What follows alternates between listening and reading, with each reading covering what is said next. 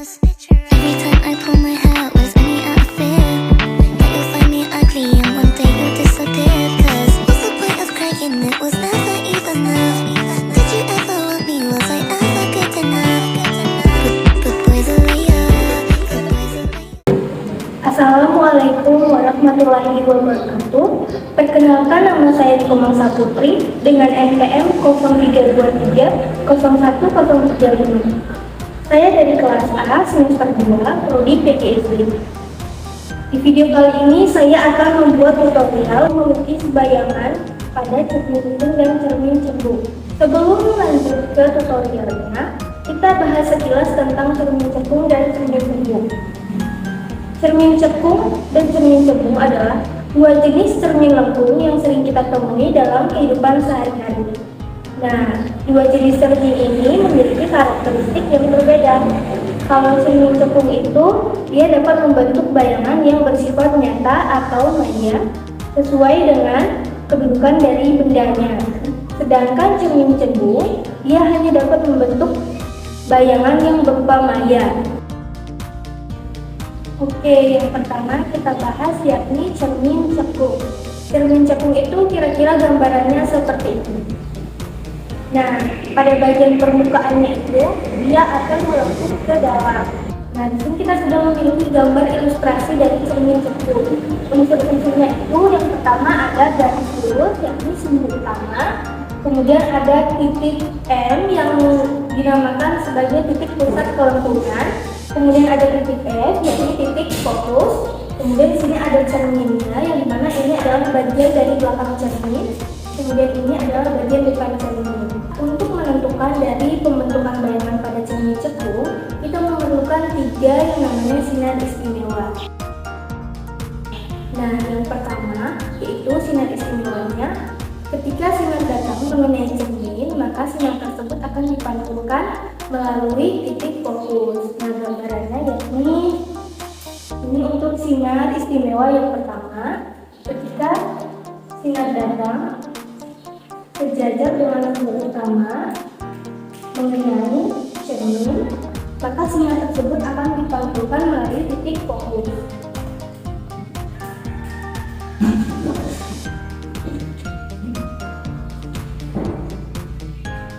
Nah, ini adalah gambaran dari sinar istimewa yang pertama. Nah, kemudian untuk sinar istimewa yang kedua yaitu ketika sinar datang melalui titik fokus, maka akan dipantulkan sejajar dengan sumbu utama. Nah, kira-kira gambarannya yakni ketika sinar datang melalui titik fokus, maka sinar tersebut akan dipantulkan sejajar dengan sumbu utama.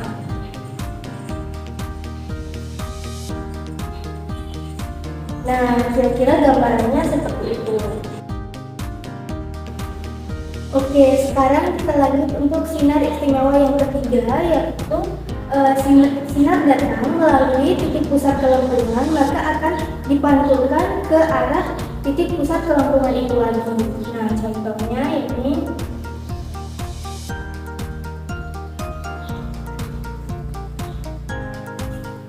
sinar datang melalui pusat kelengkungan, maka sinar tersebut akan dipantulkan kembali ke titik pusat kelengkungan itu. Nah, gambarannya seperti itu. Oke, sekarang kita akan mencoba untuk menggambar pembentukan bayangan pada cermin cekung. Ini kita menggunakan benda ya, misalnya bendanya itu ada di ruang 3. Misalnya bendanya ada di sini.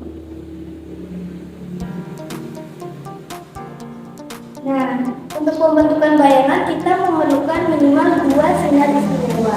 Dan kita menggunakan sinar istimewa yang pertama dan yang kedua, yakni ketika yang pertama yaitu sinar datang sejajar dengan sumbu utama mengenai cermin, maka sinar tersebut akan dipantulkan melalui titik fokus. Dan yang kedua, sinar datang sejajar dengan sumbu utama, maka sinar tersebut akan dipantulkan melalui titik fokus. Pemantulannya ini. Ini adalah sinar mantul, sedangkan ini adalah sinar datang. Nah, untuk sinar istimewa yang kedua, yaitu sinar datang melalui titik fokus akan dipantulkan sejajar dengan sumbu utama. Nah, gambarannya, sinar datang melalui titik fokus akan dipantulkan sejajar dengan sumbu utama. Kita buat dia sejajar dengan sumbu utama. Ini adalah sinar pantul. Nah, untuk menentukan ruang bayangannya, ketika terjadi perpotongan antara dua sinar pantul dari sinar istimewa yang kita buat tadi, maka di perpotongan itulah tempat dari ruang bayangannya. Nah, kita lihat di sini terjadi perpotongan antara sinar pantul, sinar istimewa yang pertama, dan sinar istimewa yang kedua. Maka ruang bayangannya berada di sini. Kita gambar.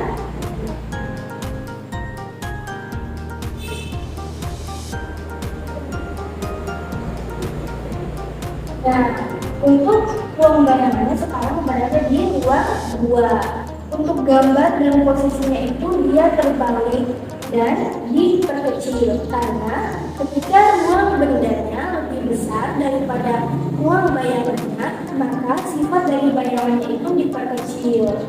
Nah, itu adalah contoh pembentukan bayangan pada cermin cembung. Oke, sekarang kita beralih ke cermin yang kedua, yakni cermin cembung. Nah, cermin cembung itu kira-kira gambarannya seperti ini. Bagian permukaannya itu dia melengkung ke luar. Nah, ini adalah contoh ilustrasi penggambaran dari cermin cembung. Nah, kita akan mempraktikkan pembentukan bayangan pada cermin cembung. Nah, untuk itu kita membutuhkan 3 sinar istimewa juga, sama seperti cermin cembung tadi. Nah, untuk sinar istimewa yang pertama yaitu ketika sinar datang sejajar dengan sumbu utama, maka sinar tersebut akan dipantulkan seolah-olah melalui dari titik fokus. Nah, untuk sinar istimewa yang kedua, ketika sinar datang melalui titik fokus, maka sinar tersebut akan dipantulkan sejajar dengan sumbu utama.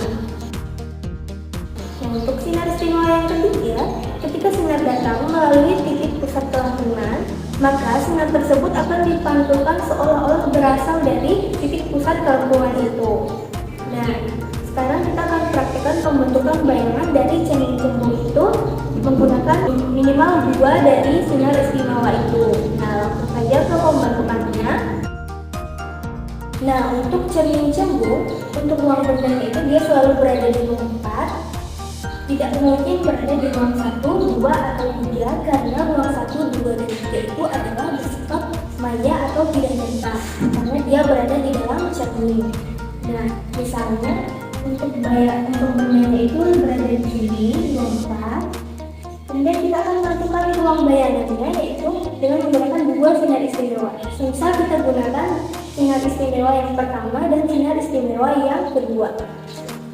Sinar datang sejajar dengan sumbu utama, kemudian akan dipantulkan seolah-olah berasal dari titik fokus. Ini pemantulannya seolah-olah berasal dari titik fokus. Ini sinar fokusnya. Kemudian untuk sinar istimewa yang kedua, yaitu ketika sinar datang melalui titik fokus, maka sinar tersebut akan dipantulkan sejajar dengan sumbu utama. Nah, ini contoh dari sinar datangnya. Kemudian melalui titik fokus akan dipantulkan sejajar dengan sumbu utama. Ini pemanduannya. Nah, untuk mengetahui ruang bayangan ini kita dapat melihat perpotongan yang terjadi dari 2 sinar pantul ini. Kita akan membuatkan satu garis yang akan menentukan perpotongannya. Ini garisnya. Nah, perpotongannya itu ada di sini. Di sini kita gambarkan bedanya. Nah, itu adalah gambaran dari benda atau bayangan benda yang ada di ruang 4 ini. Nah, untuk sifatnya itu dia tegak, dan diperkecil. Kita bisa lihat ukurannya lebih kecil dibandingkan dari benda yang berada di lompat atau di nyata. Nah, itu adalah contoh pembentukan bayangan pada cermin cembung. Baik, demikianlah video tutorial dari saya tentang pembentukan bayangan pada cermin cekung dan cermin cembung. Kurang dan lebihnya mohon dimaafkan. Saya akhiri. Wassalamualaikum warahmatullahi wabarakatuh.